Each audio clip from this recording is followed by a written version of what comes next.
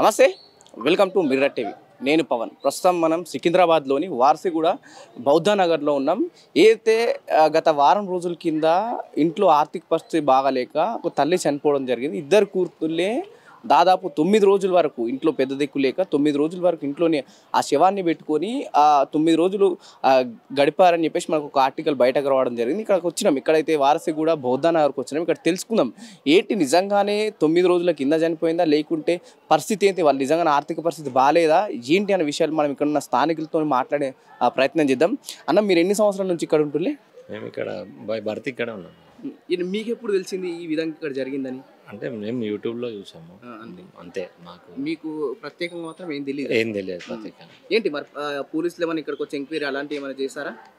చేశారు కదా, న్యూస్ వచ్చాకనే వాళ్ళు ఇమీడియట్ యాక్షన్ తీసుకున్నారు. వాళ్ళు అంటే 9 రోజులుగా మీకు ఎటువంటి స్మెల్ కానీ అట్లా ఏం అట్లాంటి స్మెల్ ఏమైనా వచ్చిందా? అంటే పక్క బిల్డింగ్ వాళ్ళకి వచ్చి వాళ్ళు ఇన్ఫార్మ్ చేశారంట. వాళ్ళు ఇన్ఫార్మ్ చేస్తే బయటకు వచ్చింది. అవును.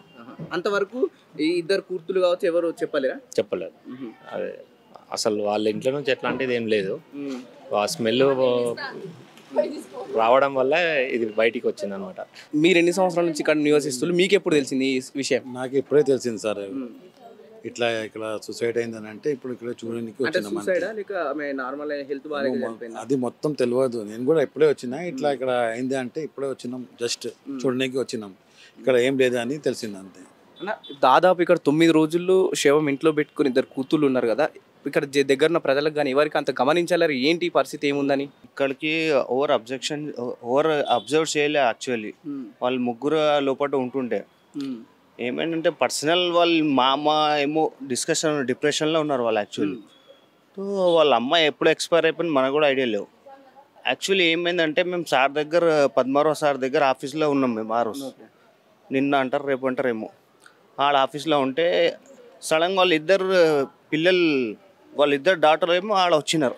యాక్చువల్లీ వచ్చి సైడ్లో కూర్చున్నాం. మేము అక్కడనే ఉన్న పక్కనే. మేము అడిగినాం, ఏడుస్తున్నారు, ఊకే ఏడుస్తున్నారు వాళ్ళు. అంటే ఇంట్లో అప్పటికి శవం ఉంది ఇంట్లో ఉన్నారు.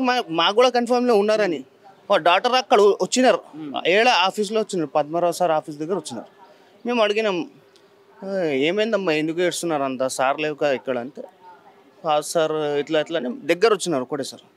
దగ్గర వస్తేనే సడన్గా వాసన వచ్చింది.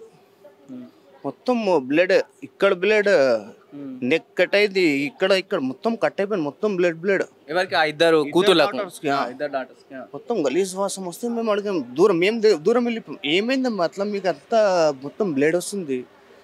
కాదు సార్, మేము ఇట్లా మా అమ్మ చచ్చిపోయింది, మేము కూడా సూసైడ్ కోసం ట్రై చేసినాం కానీ మాతోటి కాలే, మా ఆకలితోటి టట్లే, దానికోసం ఇక్కడ వచ్చినాం మేము సార్ దగ్గర అని చెప్పినాం. సో స్టాఫల్ మండి మా శేఖర్ అని ఉంటాడు. ఆయన ఏం చేసినాడు అంటే ఇమ్మీడియట్లీ పోలీస్ స్టేషన్కి ఫోన్ చేసినాడు, చిల్గౌడ పిఎస్కి. ఇట్లా ఉన్నారా అంటే ఇమ్మీడియట్లీ యాక్షన్కి వచ్చినారు పిఎస్ వాళ్ళు. ఇమ్మీడియట్ 2 నిమిషాల్లో వచ్చేసినారు పిఎస్ రక్షక వచ్చి. మళ్ళీ వాళ్ళు క్లారిటీ చేసి ఎక్కడ ఉంటారు మీరు అంటే శాంతినికేతన్ మన జవహర్ స్కూల్ పక్కన అంటే అది మాకి రాస్తారంటే బౌద్ధనగర్ పిఎస్కి వస్తుంటే మళ్ళీ ఇమ్మీడియట్లీ నేను ఎస్ఐ సుధాకర్ సార్కి ఫోన్ చేసిన. సార్ కూడా ఇక్కడ రెస్పాన్స్ వచ్చినాడు, జల్లి వచ్చినారు, అందరు క్లూస్ టీమ్ అందరు వచ్చినాడు. అప్పుడే నేను కూడా ఉన్నా. కానీ బస్తీ వాళ్ళకి అందరికి ఎవరికి ఇక్కడ ఇన్ఫర్మేషన్ లేవు, ఇంత కూడా లేవు. కానీ వీళ్ళు కూడా ఎవరు అడగలే. ఇప్పుడు ఆ పిల్లలతో మేము మాట్లాడే ప్రయత్నం చేశారా? ఎన్ని రోజుల కింద చనిపోయిందని అడిగిలా? 9 days అన్నారు. అంటే 9 daysగా పూర్తిగా ఇంట్లో నుండి వాళ్ళు కూడా అదే ఇంట్లో ఉన్నారు. వాళ్ళే అమ్మకి పట్టుకొని వాళ్ళు కూడా పక్కనే పండుకున్నారంట కంటిన్యూ శవంతో. మేము కూడా వస్తాం అమ్మ, మేము కూడా వస్తామని. అంటే మీరు ఏం అడగలేరా? ఎందుకు బయట ఎందుకు చెప్పలేరని? డిప్రెషన్లో ఉన్నారు చాలా వాళ్ళు. చాలా వరకు ప్రయత్నం మాట్లాడారు. ఇప్పుడు ఎక్కడున్నారు వాళ్ళిద్దరు? వాళ్ళు మొత్తం పోలీస్ టీం వాళ్ళు తీసుకుపోయినారు సార్. మళ్ళీ సేఫ్ జోన్లో ఏడా పెట్టినారంటే రాత్రి వాళ్ళు ఆగం ఉన్నారు. అప్పుడు మేము పట్టుకున్నాం ఎట్లనో. మేము ఉండం సార్ మా మామ మాకు పరిచయం చేసిన వాళ్ళు పర్సనల్ ఇష్యూ ఏమన్నా మనకు ఐడియాలు అంత. అంటే వాళ్ళ మామయ్య వల్లనే ఇబ్బంది జరుగుతుందని జరిగింది. మనం చెప్పలేం సార్, మనం పర్సనల్ ఇష్యూ ఏమున్నది వాళ్ళది. కానీ వాళ్ళతో డిప్రెషన్లో ఉన్నారు సార్. అమ్మ ఎక్స్పైర్ అయిపోతే మాకు ఎవరు లేవు, సహాయానికి ఎవరు లేవు. ఆ ఓనర్ వాళ్ళు రెంటల్ అడుగుతున్నారు, ఓకే ఖాళీ చేయమన్నారు, అది అది చెప్తున్నారు. కానీ మనకు అంత డీప్ తెలియదు మనకు అంత. అంటే గతంలో ఈ ముగ్గురు ఎప్పుడైనా గమనించారా? కాలనీ వాళ్ళతో కలిసి తిరగడం కానీ, లేకపోతే వాళ్ళతో మాట్లాడడం కానీ, ఇట్లాంటి విషయాలు ఏమైనా చూసారా మీరు? వాళ్ళు రీసెంట్లీ 3 months అవుతుంది ఇక్కడ వచ్చి. 3 months అవుతుంది. వాళ్ళు పర్సనల్ లోపల ఇంటికి వాళ్ళేమో ప్రైవేట్ ఎంప్లాయీస్ యాక్చువల్లీ.